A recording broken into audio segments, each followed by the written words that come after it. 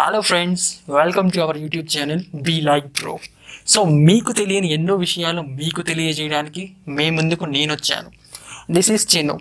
So ముందుగా Holi festival ఎందుకు జరుపుకుంటారు? అసలు ఒక రాక్షస స్త్రీ మరణం వల్ల మనం ఈరోజు ఈ హోలీ ఫెస్టివల్ జరుపుకుంటున్నామని మనలో చాలామందికి తెలియదు. ఆ నిజమేంటో మీకు తెలియజేస్తాను. So let's start. వైష్ణవ పురాణాలను అనుసరించి పూర్వం రాక్షసులకు రాజైనటువంటి హిరణ్యకశ్యపుడు ఒక ఘోరమైన తపస్సు చేశాడు. ఆ తపస్సుకి మెచ్చిన బ్రహ్మ తన వద్దకు వచ్చి ఒక వరం కోరుకోమన్నాడు. అప్పుడు హిరణ్యకశ్యపుడు తనకు ఇంటి బయట కానీ ఇంటి లోపల కానీ నేల మీద కానీ ఆకాశంలో కానీ ఒక జంతువు ద్వారా కానీ లేదా ఒక మనిషి ద్వారా కానీ చావు రాకూడదని కోరుకున్నాడు. అతడు కోరుకున్నట్టుగానే వరం ప్రసాదించాడు బ్రహ్మ ఇచ్చిన ఈ వరంతో అహంకారం పెరిగిపోయింది హిరణ్యకశ్యపుడికి.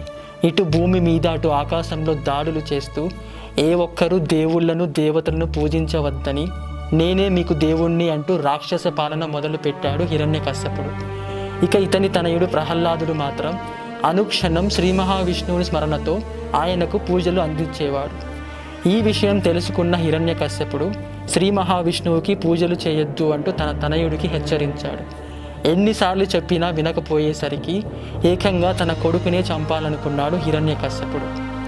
తన మూర్ఖత్వంతో ప్రహ్లాదుడిని చంపాలనుకున్న హిరణ్యకశ్యపుడు అతడిని ఒక పెద్ద కొండపైకి తీసుకువెళ్ళి అక్కడి నుంచి దూకివేయమంటాడు. అప్పుడు నారాయణ మంత్రం జపిస్తూ అక్కడి నుంచి దూకివేసిన ప్రహ్లాదుడికి ఏ ఒక్క గాయము కాదు.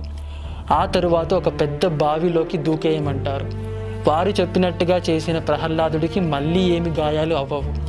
దీంతో విసిగెత్తిపోయిన వారు ఏనుగుల చేత ప్రహ్లాదుడిపై తొక్కిస్తారు. అయినా కూడా ప్రహ్లాదుడికి ఏ గాయాలు అవ్వవు. ఇక ఏం చేయాలో అర్థం కాక ఒక గదిలో ప్రహ్లాదుడిని బంధించి అక్కడికి విషపూరితమైన పాములను పంపిస్తారు. అప్పటికి కూడా ప్రహ్లాదుడికి ఏమీ అవ్వదు. ఎన్ని రకాలుగా ప్రయత్నించినా ప్రహ్లాదుడిని సంహరించలేకపోవటంతో విసుగెత్తిపోయిన హిరణ్యకశ్యపుడు ఇతడిని సంహరించాలంటే మా చెల్లి ఇక్కడికి రావాల్సిందే అంటూ తన చెల్లి హోలికను అక్కడికి రప్పిస్తాడు. హోలిక అనే ఈమె దగ్గర ఒక వస్త్రం ఉంటుంది. అది ఆమెను చుట్టి ఉన్నంతసేపు అగ్ని వల్ల ఆమెకు ఏ హాని జరగదు. ఆ వస్త్రం చుట్టుకున్న హోలిక ప్రహ్లాదుడిని వడిలో వేసుకొని ఒక పెద్ద మంటలో కూర్చుంటుంది. కానీ ఆ వస్త్రం ప్రహ్లాదుడి చుట్టూ చేరి హోలిక మంటల్లో పడి బూడిదయ్యేలాగా చేస్తుంది. దీంతో హోలిక అక్కడికక్కడే బూడిద అయిపోతుంది. ఇంతటి నీచపు ఆలోచన చేసిన హిరణ్యకశ్యపుడిని సంహరించాలనుకుంటాడు శ్రీ మహావిష్ణువు. దీంతో నరసింహస్వామి రూపం అనగా సగం సింహం సగం మనిషి రూపంలో సంధ్యాకాలం అనగా ఇటు పగలు అటు రాత్రి కాని సమయం, ఇక ఇంటి బయట ఇంటి లోపల కాని స్థలం అనగా గుమ్మం మీద హిరణ్యకశ్యపుడిని తన వడిలో పడుకోబెట్టి చీల్చి సంహరిస్తాడు. ఈ హిరణ్యకశ్యపుడు మరియు తన చెల్లి హోలికల మరణాన్ని రాక్షస సంహారంలా భావించి ఆ రోజు నుండి ఒక పండుగలాగా జరుపుకుంటున్నారు. అదే ఈ హోలీ. సో ఫ్రెండ్స్, మన ఫ్రెండ్స్లో కూడా చాలామందికి ఈ పండుగ ఎందుకు జరుపుకుంటున్నారో తెలియకపోవచ్చు. షేర్ బటన్ క్లిక్ చేసి వారందరికీ ఈ వీడియో షేర్ చేయండి.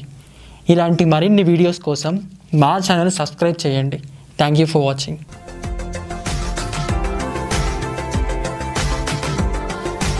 మరిన్ని అప్డేట్స్ కోసం మా ఛానల్ని సబ్స్క్రైబ్ చేయండి.